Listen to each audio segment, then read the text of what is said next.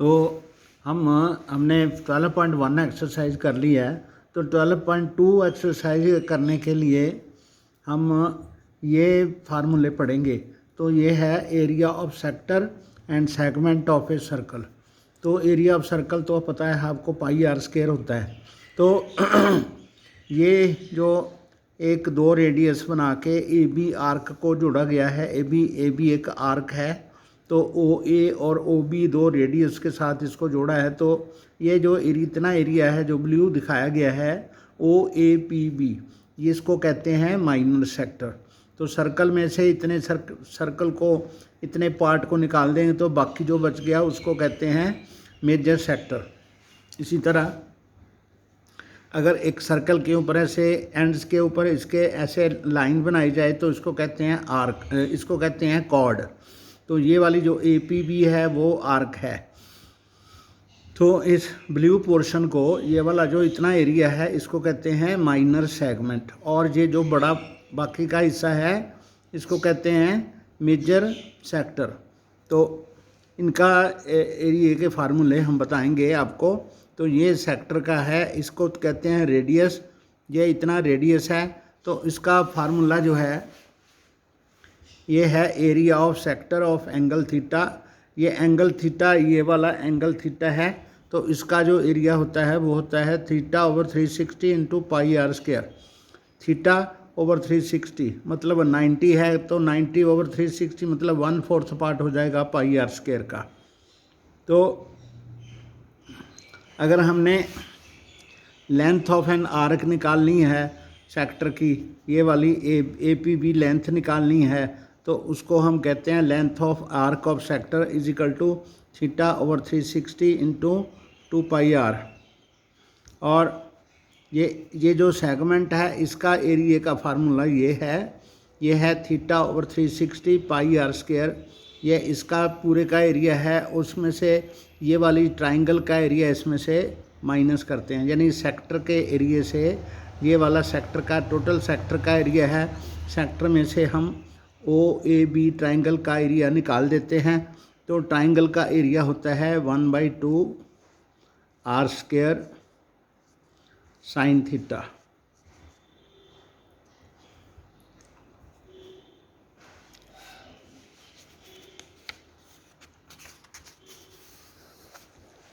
जैसे आपको ये एग्जांपल 2 दी गई है, इसमें find the area of sector of a circle with radius 4 centimetre of angle 30।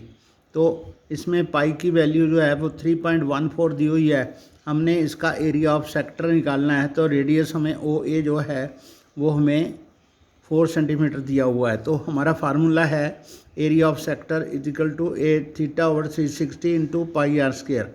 तो थीटा है हमारा 30 डिग्री, ये वाला 30 डिग्री है, तो 30 डिग्री ओवर 360 इंटू 3.14, ये पाई की वैल्यू है। रेडियस 4 है, तो 4 × 4।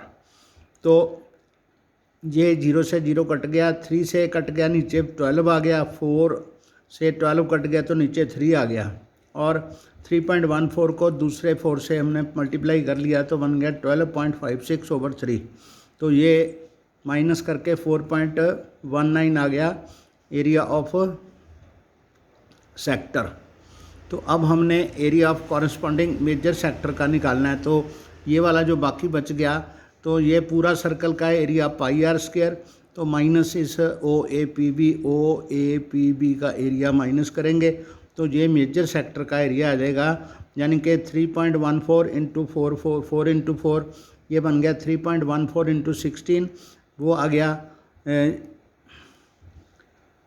ये इसको इसके साथ मल्टीप्लाई करके इसमें से 4.19 जो ये वाला एरिया आया वो इसमें से माइनस कर देंगे, तो हमारा एरिया जो 46.05, और 05 को राउंड ऑफ करके आ गया हमारा 46.1।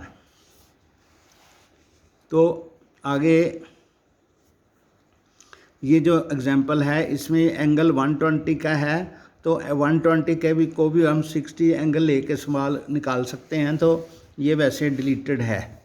आगे हम करेंगे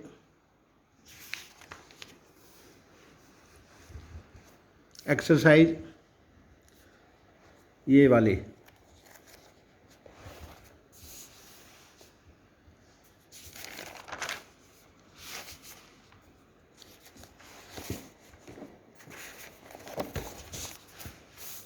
12.2 एक्सरसाइज करेंगे तो पाई की वैल्यू जो है वो y/7 दी हुई है।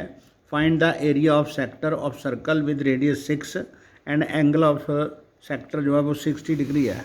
तो ये है 60 डिग्री एंगल है तो 6 सेंटीमीटर रेडियस है, थीटा 60 डिग्री है, ये 60 डिग्री है, रेडियस यहाँ से यहाँ पर 6 सेंटीमीटर है। इसका एरिया आपका आ गया θ/360 इंटू πr², θ/360 मतलब 60/360 मल्टीप्लाई y/7 मल्टीप्लाई 6 मल्टीप्लाई 6। तो ये 0 से 0 कट गई, 6 6 36, ये 6 6 से कट गया तो 6 2 12 और 6 2 12 113/7 132/7। ये हमारा फर्स्ट सम का आंसर आ गया। दूसरा सम है find the area of quadrant of a circle whose circumference is 22। तो क्वाड्रेंट का मतलब होता है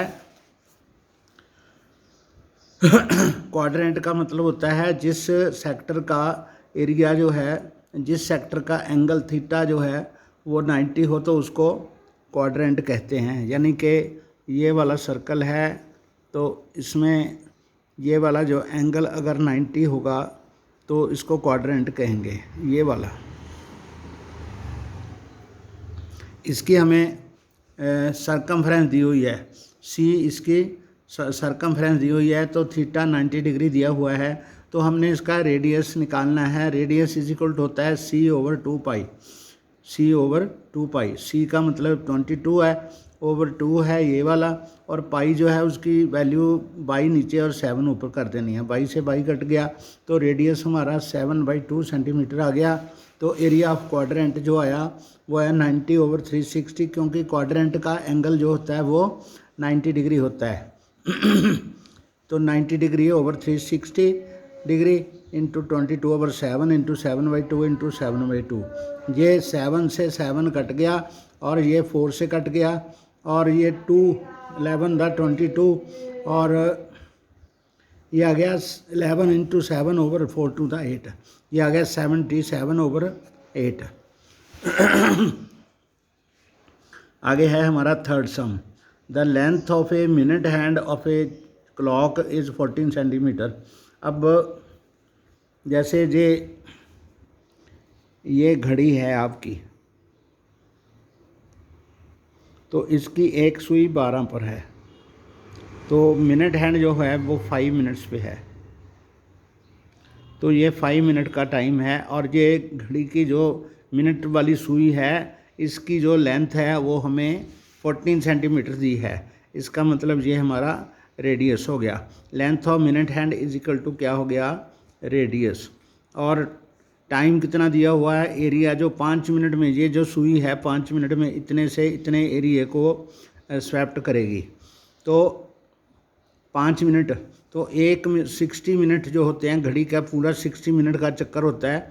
तो 60 मिनट का एक चक्कर की डिग्री होती है 360 और 1 मिनट की हो गई 360/60 और 5 मिनट की हो गई से ये 60 से ये 366 से कट गया और 6 को 5 से मल्टीप्लाई किया तो 30 डिग्री हमारा जो थीटा है वो 30 डिग्री आ गया। तो एरिया जो सेक्टर का, इतने सेक्टर का एरिया जो होगा वो होगा 30/360 इंटू 22/7 इंटू 14/14।